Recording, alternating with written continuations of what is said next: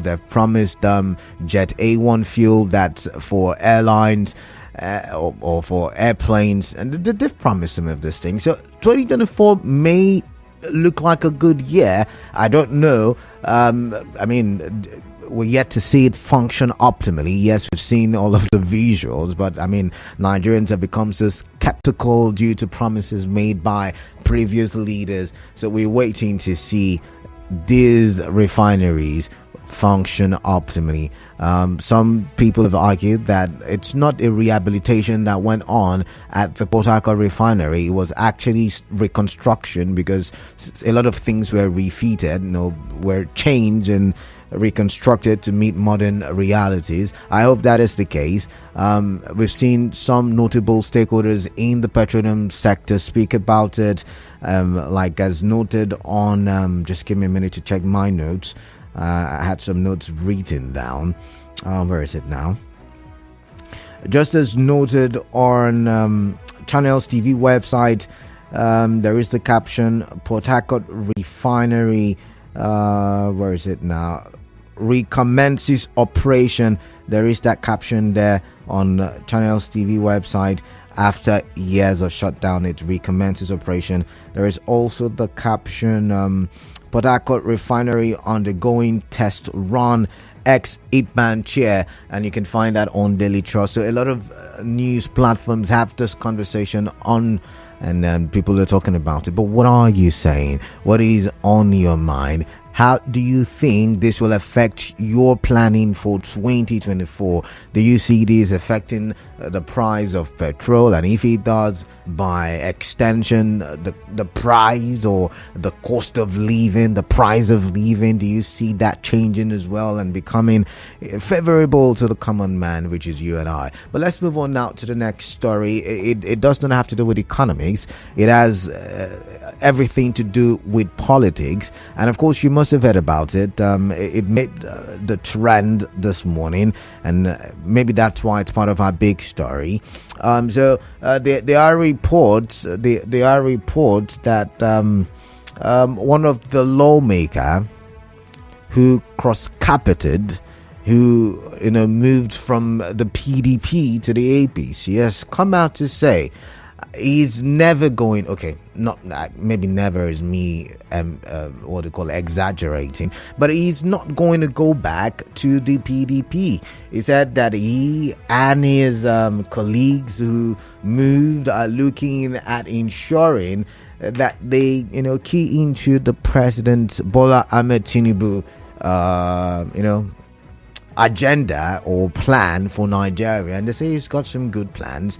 The renewed hope is something that is good for Nigeria, and they would like River State to key into that, and so that's why they moved, and they will not be going back despite the 8-point agreement, or like I like to call it, the Wike Fubara Accord, and they will not be going back to that one. But let's take a quick read of an article on this story, and it's my goodness. So I'm looking for my notes. Just give me a minute. So the article says, where is it? We have crossed that Rubicon. We have moved to the APC. We voted for the president. If we find Mr. President worthy of our votes, then I think we should find him worthy of our support. We have moved over to join his renewed hope agenda, to work hands in gloves with him to ensure that the expectations of Nigerians are fulfilled. So we have moved to the APC and we are working with the president. We have crossed that Rubicon and there is no going back for us. And the lawmaker who spoke on this issue is Enemy Judge. Yes, Enemy Judge is the one who spoke on this very issue, saying that the lawmakers have moved. They have gone past that argument, they've gone past that debate, and now they are keen into the renewed hope agenda. All right. But while all of that is going on, it looks like the governor of River State may not have keyed into, or may not be readily keen into the renewed hope agenda just yet, even though the budget, had renewed hope, as part of its name or nomenclature. So how they said, oh, everybody withdraw your cases.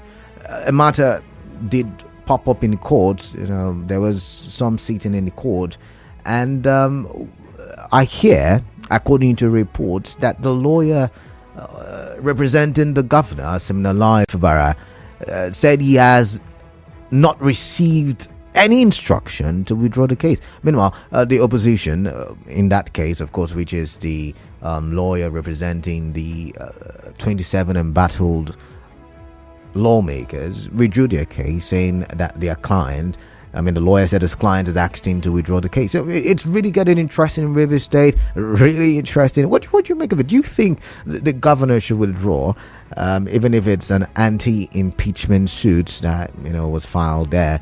It really getting interesting. Remember, the governor is mute. Even though his commissioner has spoken, which you and I will talk about the 5 o'clock hour, the governor is mute on the happenings at Abuja, the Abuja Accord, or better still, the Wike Fubara Accord. Is mute on that. Is if it were America, the United States, that is, I would say he's pleading the fifth. And he has not come out to tell his people. A lot of people have made certain assertions and insinuations on X, formerly Twitter. A lot of people are saying starve, but the governor is a quiet person, and so he's maintained his quietness and he's not talking much about it. But what are your thoughts on that one? But let's move now quickly to the third big story, and the third big story is quite an interesting one. It has to do with the military. It has to do with the Niger Delta. It has to do with our environment. You and I, of course, our environment. If you're listening to me from Akwa Ibom, from Imo, from Abia, from Delta, Bayelsa, or even here in River State. So this very story concerns you. Military shuts down 636 illegal refining sites in 5 months. Now, the military says it has discovered and shut down 636 illegal refining sites over the past 5 months, confiscating 21.7 million liters of crude oil worth 54 billion. Is this not economic sabotage? That's the first question I want to ask you. You are from the region, you are in the region, so we cannot say it's a tribal conversation. Is this not economic sabotage? If the military can confiscate, and trust me, I want to put corruption into the mix right now. Let's even say some of them that were confiscated may have found their way back into the system somehow, once again, corruption. So maybe not all of the confiscated liters of crude oil have been reported. Some of them may have gone back to the oil thieves as a result of offerings and tithes. They may have changed hands from the congregation to the bishops or to the men of God. You understand it? I'm not talking about, I'm trying to paint a picture for you. I hope you understand the picture I'm painting for you. However, my point is, some of them would have gotten back into the system due to tithes and offerings. And if that is the case, that means not all may have been accounted for. 54 billion naira worth of crude oil, 21.7 million liters. My goodness. And we want to generate revenue in Nigeria. We want. So this is really a menace. This is really a serious issue. How do we then tackle? We've asked this question like a million times. Tackling illegal refining in the Niger Delta, but the statistics are not good. They're not great, I should say. But there is a commercial break. After the commercial break, sometime in the next 60 seconds plus, I'll be right back, and I'll talk some more. To stay tuned.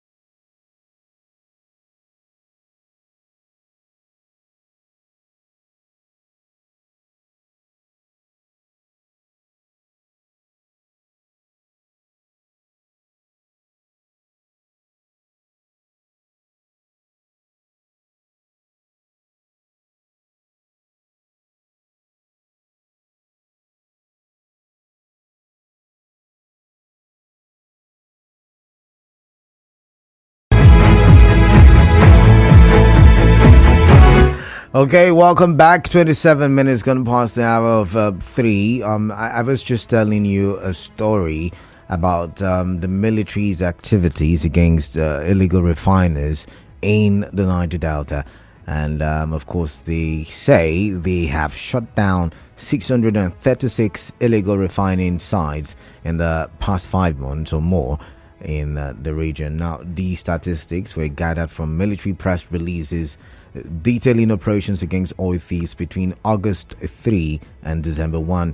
President Bola Tinubu issued a directive to service chiefs in June to curb oil theft and boost the country's revenue, leading to an intensified military crackdown on oil theft, especially in the south regions. I'd like to get your thoughts on that as well as we open the phone lines right now. Enough of me talking. Let's get your thoughts. Remember, it's an interactive session. Hard Facts, of course, is interactive. You get your views on the issues on the review.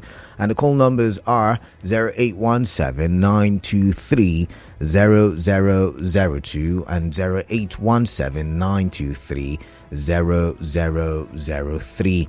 Yeah, we're looking at the big stories. What is on your mind concerning what I've reeled out for you today?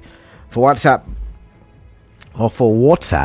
like I said, I keep learning the pronunciation. For WhatsApp, you can use the number 0809 030 6416. Yes, send your WhatsApp messages there. And we're live on Facebook, we're live on YouTube, we're active on X, Nigeria Info PH. All right, let's get your thoughts. Let's see.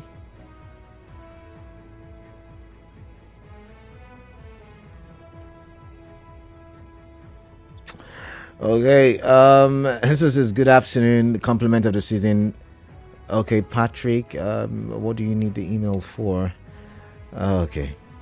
This one says, Honorable Enemy Judge is boasting that they are not going back to the PDP, whose platform they got to the RSHA, because they felt they will be protected by the president against Section 109 of the 1999 Constitution as amended.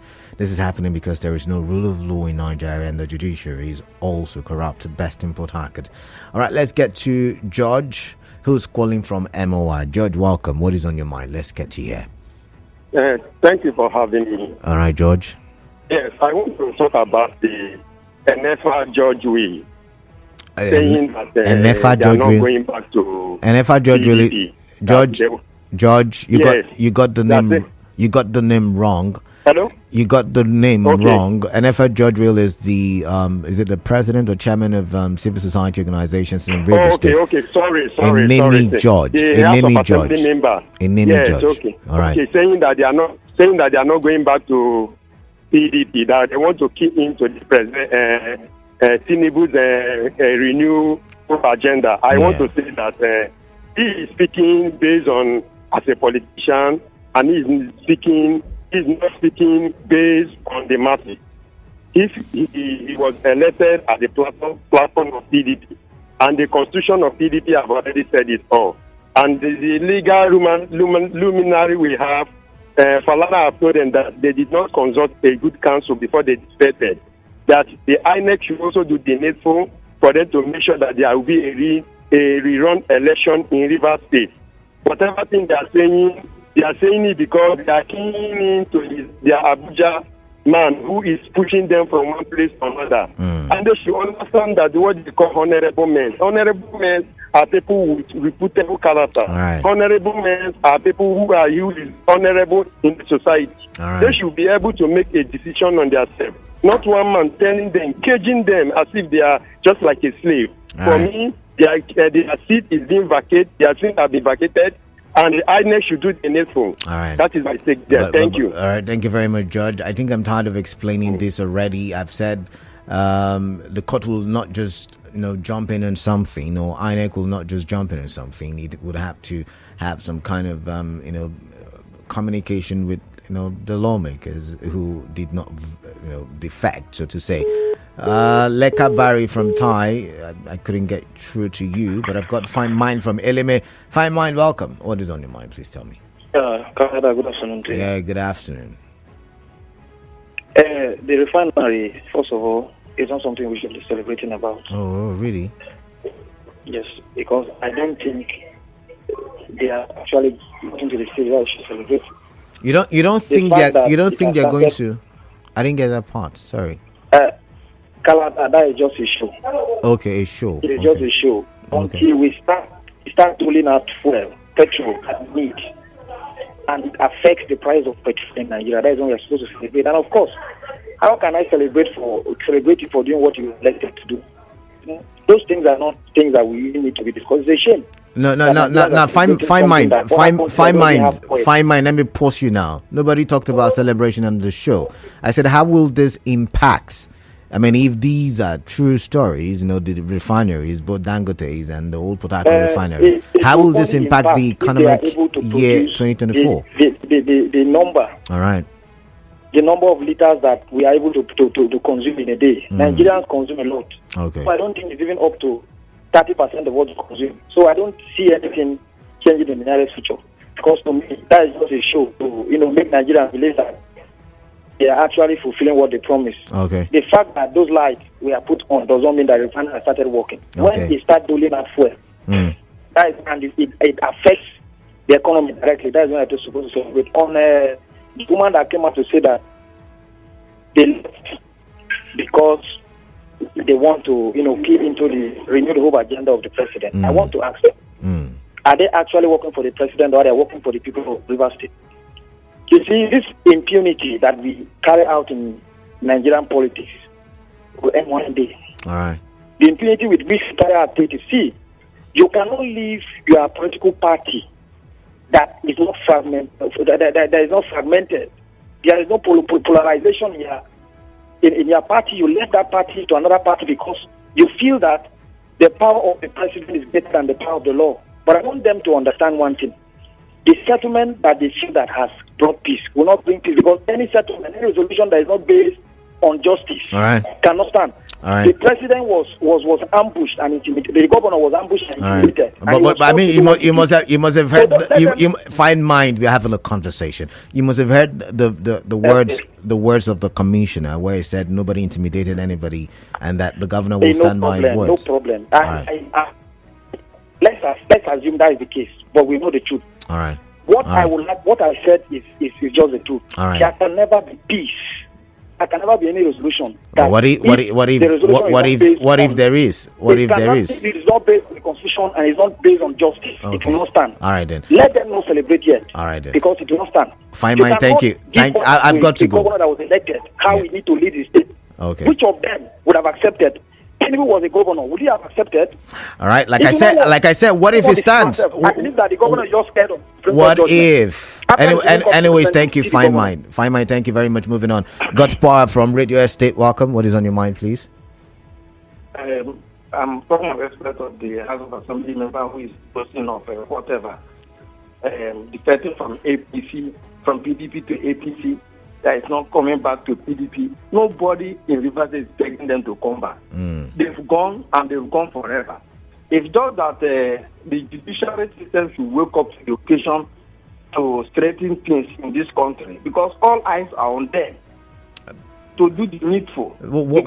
God's power. Take Rivers people on a ride. God's power. What is the judiciary?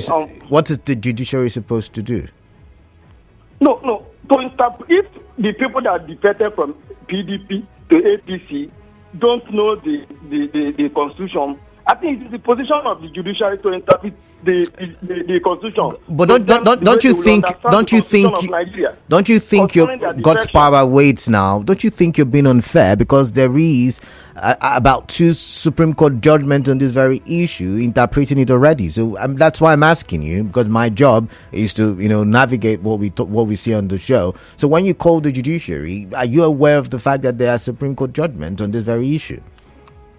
That is what I'm saying. If they don't know, they should wait. They will interpret this more to them, for them to know. Okay, if you say so. That is it. All right then. Thank you. Yes. Thank you very much. God's Power. Ida from Inkoro, welcome. Akadara, thank you very much. Yeah. I'm waiting for this time to come. Clara, about the lawmaker who say that they are not coming back to PDP. They want to throw the line of Bola Tinubu. Nobody is calling them. In fact, they are not members again. Yes. The people say they are not members. They want to occupy their quarter, where they are living. They should pack their things and go. Nobody wants for PDP. We are not even taking it. They are talking of peace. These people are coming out to talk anyhow. It's unfair and it's not good. When the government wants to maintain peace, you are coming out saying that you are not coming back to PDP. Please forcing them to come back to PDP. Nobody is forcing them. Let them say that they are. You are not begging them. They will lose their seat and they lose their seat. They are not going to come back. All right. Much honorable. Very much about Zion. Zion from Japan. Welcome. What is on your mind, please? Yeah, Getty. Season greetings to you. Yeah, same to you, please. The way this lawmakers from River State are now doing fire, beam and stone after the so-called condition signing, I'm not finding it funny. Okay. I'm not finding it funny. They are becoming so pompous now, as if nobody can do them anything. See, I want to let them know that thing they went to do the governor, we know. We have our own intels that we know. See, one thing I'm telling them, let them get this.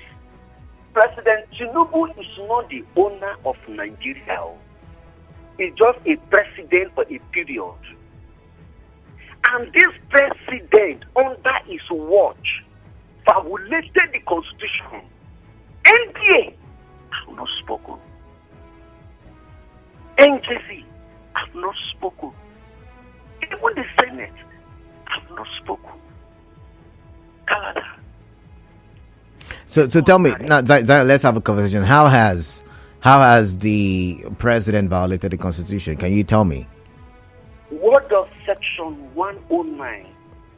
I mean, I know what Section 109. We spent almost 2 weeks talking about. The moment you are moving out, automatically you relinquish. Zion, how does this concern the president? That's the question I'm asking you.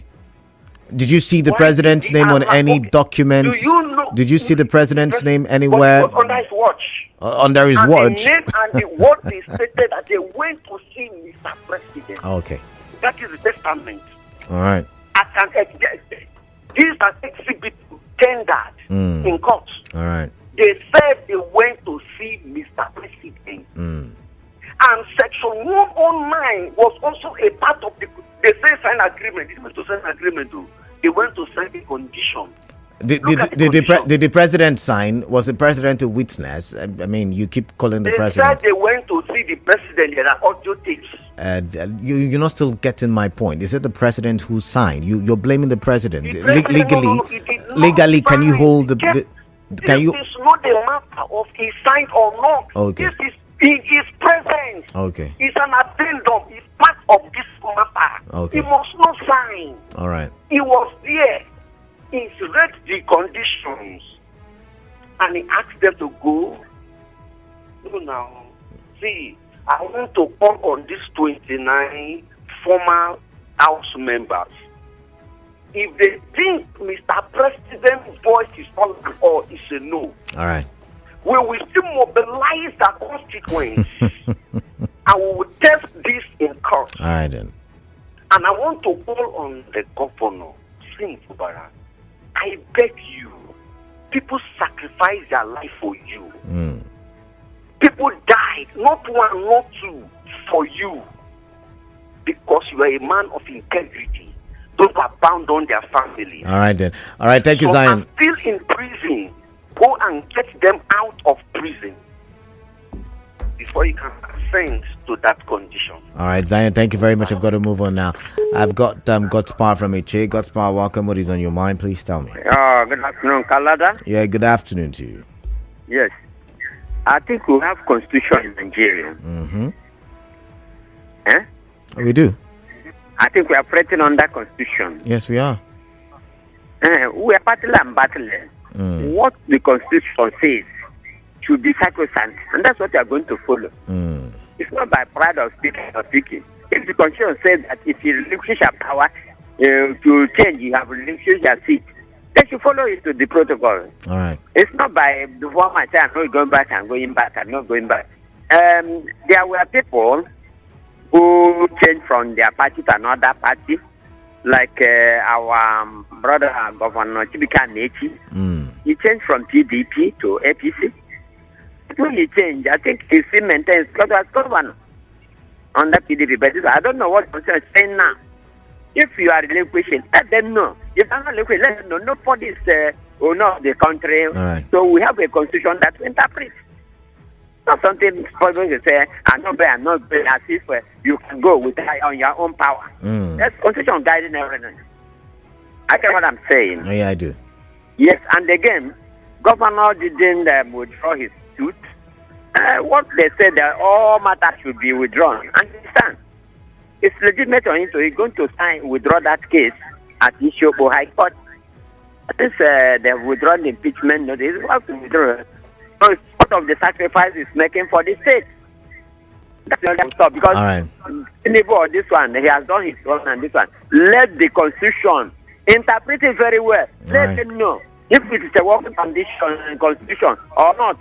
All right, Godspell, I've got to go. Know where we belong. All right, thank you very much. By tomorrow now, we are running this one. We say this one didn't happen. This one didn't happen. It will be a reference to the future. All right, that's then. what government said. That when I got power. All right, then.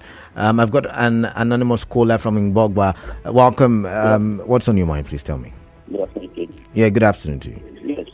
Nigeria is running a constitutional democracy, and the constitution is so explicit.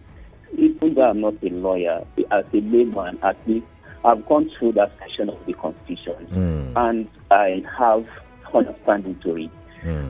Supreme Court has given judgment really on this matter, and so when I listen to the in-battle lawmakers insisting that they will not come back to PDP, well, that is their personal gun. It does not hold water. Look, I keep saying, even though the governor has signed that agreement, but as far as I'm concerned, it is not a resolution. That is a directive from the president. All right. And whether you under duress or not, what I listen to elder statesmen like Chief David Briggs, and also the Commissioner of Information, contradicting or conflicting positions they're taking. Because even the Chief David Briggs was in that meeting. So from all we heard, I think that is not a resolution, it's just a directive. Yes, the governor has signed it. It is up to the governor to implement that he has signed or not to implement it. But the major problem that we are going to have is that directive that says that he should present a budget to this members again. Look, it is going to cause another constitutional crisis. You know why? These people before the law are not members of the House anymore. So how is the government going to present a budget to people that are not members of the House? For you to present a budget for the second time, it is a working document. That document, that budget is approved. All right. And in the eyes of the law, everything is the speaker until another superior court versus that order. All right. Everything. I hope you know. I wait now. Let me pause you. Let me pause you now. Okay. Edison's the order that recognized Edison. Remember, it's an interim interlocutory injunction. It's not permanent. I hope you remember that. Yes, I remember. Okay, so it expires after 7 days. Remember what the lawyer said on the show the other day. So I hope you're thinking about it from that angle as well. So if it expires after 7 days, that means the Lord no longer recognizes him as a speaker. I've listened to a lot of legal luminaries. The ones you interviewed particularly on this matter, and according to them, that very day, these 25 or 26 or 27 members vacate their office. They move to the 80s. And I agree with you. I see, for the sake of time, let me pause you. For the sake of time, can you hear me? For the sake of time, now I know where you're going with this, and you're talking about vacation of seats. However, it will be the remaining 4 lawmakers who would ask for the vacation of their seats. And I'm saying, what if they decide not to? So it falls back to the agreement. So the agreement can actually happen. If you look at it from a political prism, it can actually happen once the interim order stops to stops to hold weight. It means that they are going back to status quo, and so the political crisis or the political arrangement can work. Even if they go back to status quo, the law will still take its place because people will certainly go to court. And so until they go to court, PDP must compel INEC to conduct by election. So now you see, So until they go to let's court, you wait can't. out. All right then. Let's wait for the case unfolds. All right, thank you very much. I've got to let you go at this point. A lot of people, please go straight to the point so people can actually air their views. Lucky, I'm really sorry. I've got Success from Abia State. Success, welcome. Good afternoon. Yeah, welcome. Might take too long to pick a call. Like, I don't understand. I'm sorry. There's so many people waiting. You have your turn now. Please go straight to the point. Yeah. I'm just discussing about the lawmaker that said they're not returning to PDP. You understand? Yeah. I thought people don't understand some of all these things.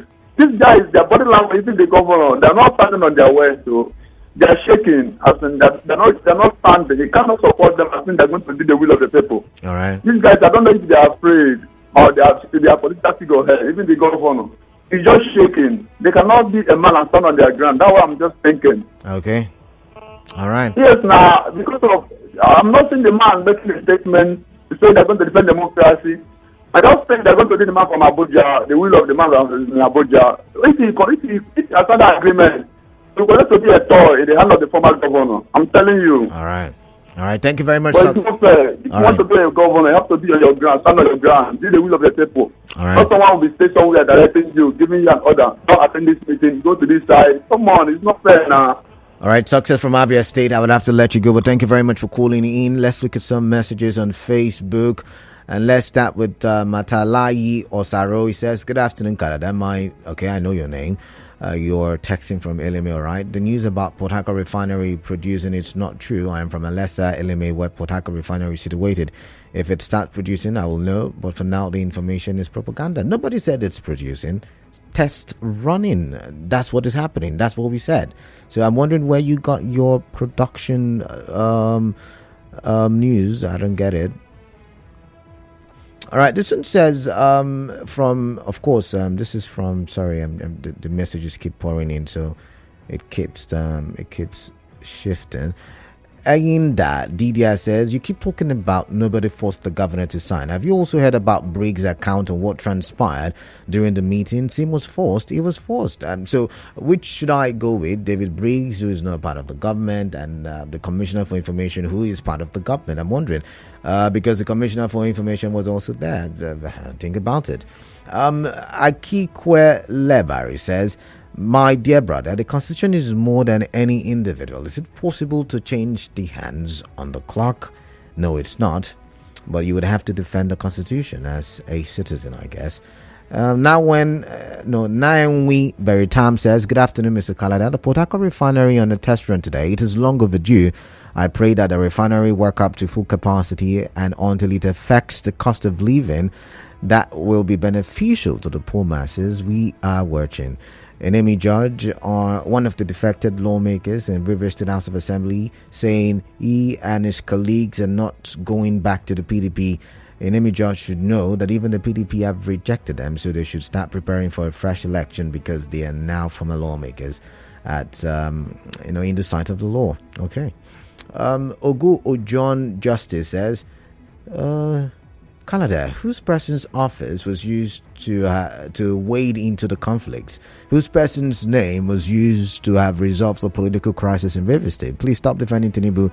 Tinubu can't use illegalities to settle constitutional issues that is already in the court. Tinubu can override constitution by telling Fubara to represent budget to already resigned lawmakers. But Ogu Ojon Justice, if you follow the reports, actually, if you go to NTA's X account right now, you would see that the person who convened the meeting was the NSA. So not necessarily the president. The president is in the news as reported, but it does not make it that he was the one. According to what is being reported. I was not there, you were not there. I'm following reports as seen. All right, this one says, thank God ability at Twigbo. How come there was no pictures capturing the parties at the point of signing of the resolution? Onyishi Ejiofor says the resolution is unconstitutional and cannot stand because it is not in the interest of Rivers people. So that's that for Facebooks. Now let's come to WhatsApp, where we've got a plethora of messages. Good day, Mr. Kaladakoru. Compliments of the season. The statement credited to Honorable Enemy Judge is nothing to write home about. This is laughable because in the eyes of the law, Honorable Enemy Judge has lost his seat in the Rivers State House of Assembly for defecting to APC, calling INEC to conduct fresh election in Asari Constituency 2 on Ate Clinton West. All right, this one says, good afternoon, Canada. From my own point of view, every authentic man should not be tussled up and down by anybody. It will be shameful if those lawmakers turn back to PDP. It will mean for me that they are zombies. It baffles me when adults are led by certain individuals. Odimegu Sonny Didia from Omirelu. Whether the governor withdraws his case against the lawmakers or not, it is inconsequential because the assembly has withdrawn the impeachment notice, which is the bone of contention. The most important thing is to recognize the 27-man assembly and submit the budget to them, allow them their full autonomy, and also resubmit the names of the commissioners. We need peace for meaningful and sustainable development, Uzama. But Uzama, I think part of the argument on the show is, can we have peace without justice? And some people are saying justice is following the letters of the Constitution. And if we follow the letters of the Constitution, then the governor is not mandated to, reappoint those who have resigned. There is nowhere it's written he has to.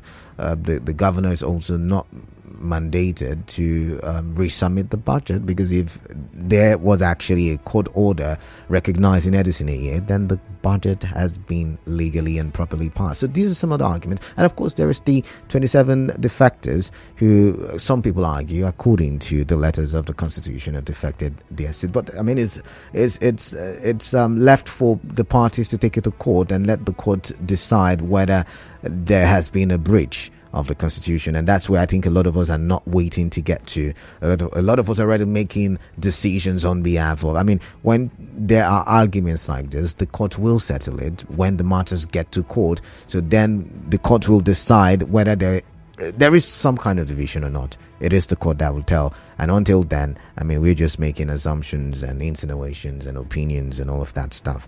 Well, this one says, good afternoon, Canada. A town hall is different from... Oh, okay. I'm not going to continue there. But he said the resolution is not for the interest of Rivers people, but a parochial and hierarchical sentiment by tyrant predecessors. What Rivers people need is town hall meeting and not a balabru resolution. I reject the Chronicles, Evangelist Roland. All right then, moving on.